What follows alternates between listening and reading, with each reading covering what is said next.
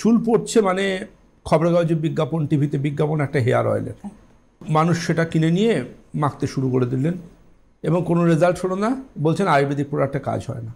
Medical সায়েন্সটাকে মানতে হবে, আয়ুর্বেদ যা বলছে আজকে সায়েন্সও তাই বলছে। চুল পড়ার বেশিরভাগ কারণ আভ্যন্তরীণ।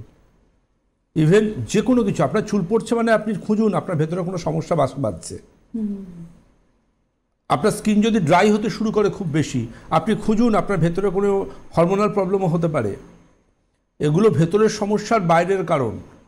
আপনার স্কিন ড্রাই মানে আপনি যে কোনো বিজ্ঞাপন দেখে একটা বডি অয়েল ইউজ করে ফেললেন, এটা সমাধান নয়। আপনাকে ইন্টারনাল সমস্যাটা খুঁজে বার করে সেটা ট্রিটমেন্ট করতে হবে। তা না হলে প্রত্যেক শীতকালে আসছে বছর আবার হবে স্টাইল, আপনার গোড়ালিও ফাটবে, হাতও ফাটবে, মুখও ফাটবে।